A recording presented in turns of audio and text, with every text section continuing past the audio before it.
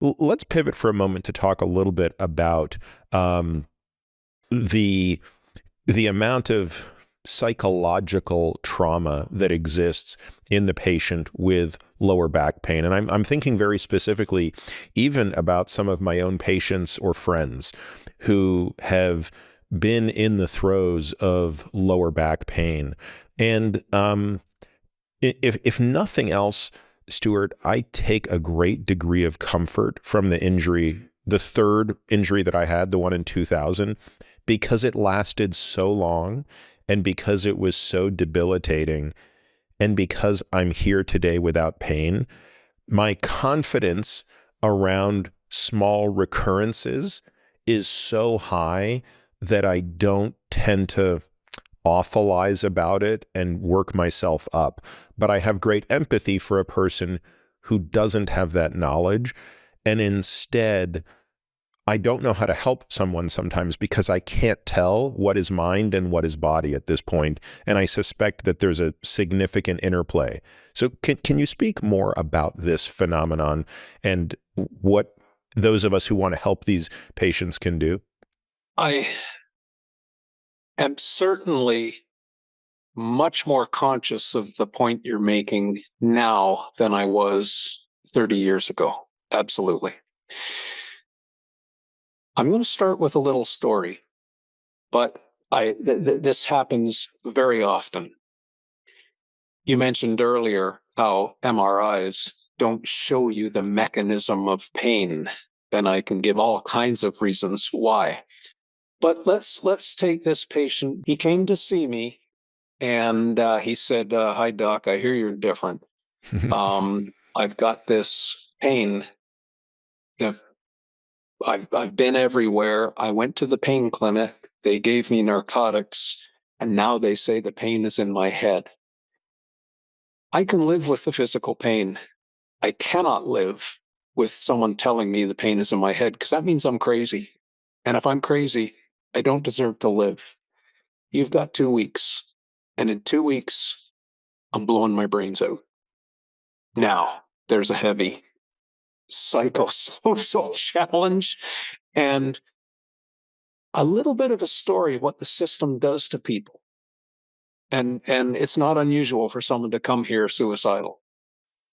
So I said, "All right, you don't appear to have pain right now." And he says, "No, I don't."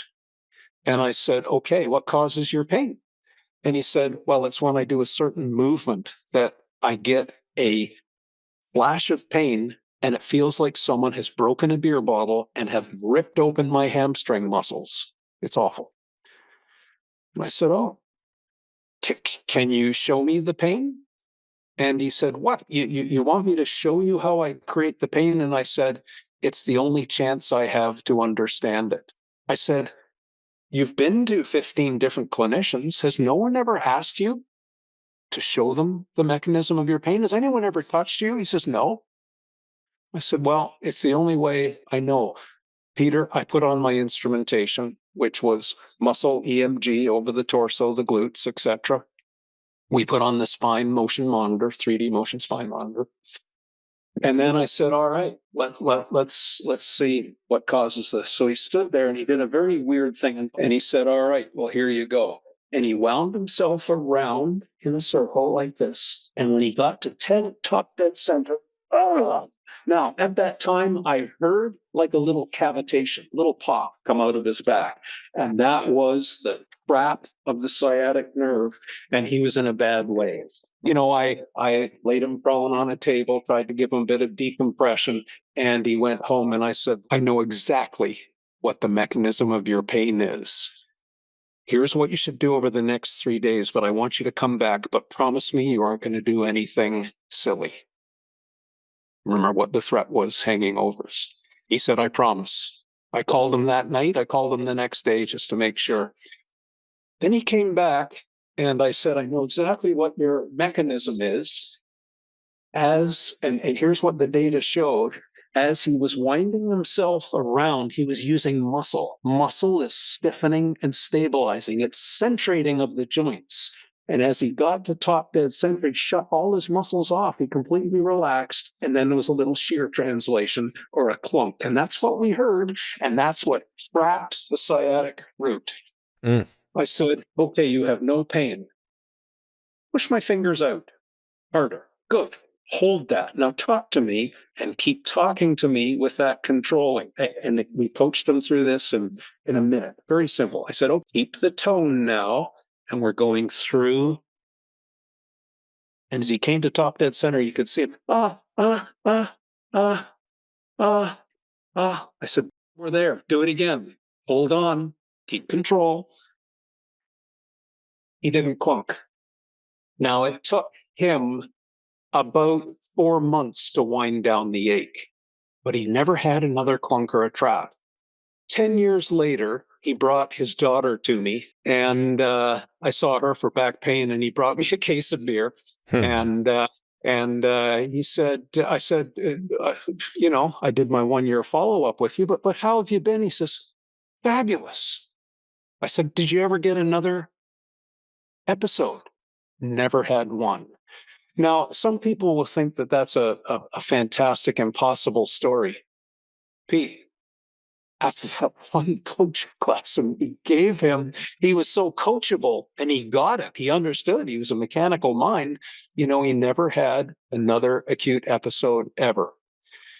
And so think of a suicide case from the medical system not having a sufficient evaluation procedure to really get at what the mechanism of his pain was, to a point where they defaulted and said, we've tried everything with you, it's not working, therefore the pain is in your head. So it was a process of understanding the mechanism, giving him a strategy to address the mechanism, and the psyche just changes. It empowered him. May I give you one more story? Absolutely. Okay. I was giving a lecture in England, and there was a fella off to the side, and he was slumped down. Now, if you get a clinical psychology textbook, the picture of depression is this: knees together, slumped down in that demeanor. Now, if you have a posterior disc bulge, that is not a good position to be. So there we're starting with clinical depression, feeding a disc bulge. Two don't go together. And he just sat there. And then in the break, he came over to me, very, very quiet spoken fella. And he said, I hear what you're saying. Do you have 30 seconds for me to tell you my story? And I said, sure. He said, I used to be a police officer. I hurt my back. I went through the NHS system. They only gave me exercises that hurt me more. Finally, they gave me a pamphlet, How to Live with Your Back Pain. And he said, that book destroyed me. What, you mean I have to live the rest of my life with my back pain and no one's ever touched me or shown me any of this?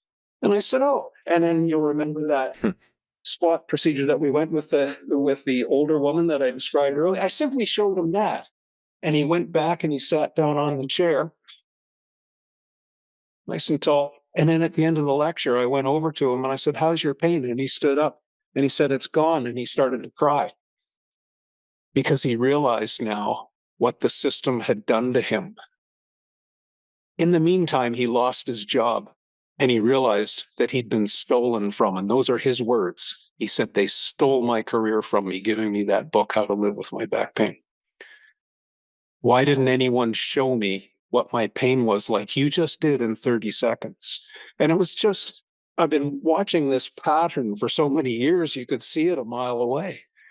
Anyway, those are two stories to link the mechanics. And ultimately, what we're trying to do is to empower people in showing them they have the ability within themselves. They just need to understand the mechanism. And most of the time, they are able to mitigate the cause and then build a robust foundation. So I wrote Back Mechanic. And people would come. I started the experimental research clinic at the University of Waterloo. We were the only clinic, maybe you've heard of this, but I've never heard of another clinic where they follow up with every single patient that they ever saw. We did a 2-year follow-up with every single patient who came in, and we subcategorized them because we assessed everyone into the mechanism of their pain pathway. We gave them an appropriate exercise prescription. We followed up to see, did they even comply? Because some people didn't. And then how are you doing after 2 years? If you were in the subcategory that everything has failed, you've been told you need surgery. So you're at the end of the road now. You're a surgery case. In the 2-year follow-up, following the plan that I just described for you with this thing called virtual surgery, which is part of it, 95% reported that they avoided surgery and they were glad that they did. So that's my efficacy to the empowerment and psychology issue. I don't know if that answers your question. Sometimes I get a little bit, I try and create a logic flow. I hope that worked. Yeah, I'll tell you what stands out to me the most in those stories, Stuart, is your kind of consistent, adamant drive towards understanding the mechanism of the pain. So it's a, how do we break this down into a physics and biology problem? And I guess my question is, which type of healthcare providers are most in line with that? I'm Peter Attia. This podcast relies exclusively on premium subscribers for support, which allows us to provide all our content without taking a single penny from advertisers. I believe this keeps my content honest, making it a trusted resource for listeners like you. As a premium member, you'll get immediate access to our entire back catalog of AMA episodes and all future AMA episodes. You'll get longevity-focused premium articles packed with actionable insights. You'll get unrivaled show notes for each and every episode of The Drive, every topic, every study, every resource from each episode carefully curated for you. You'll get quarterly podcast summaries where you'll learn my biggest personal takeaways from the previous 90 days of expert guest episodes and much more. This journey doesn't have to be navigated alone. We can take these steps towards a better, longer life together. Become a premium member today at peterattiamd.com/subscribe to join me in a shared commitment to a healthier future.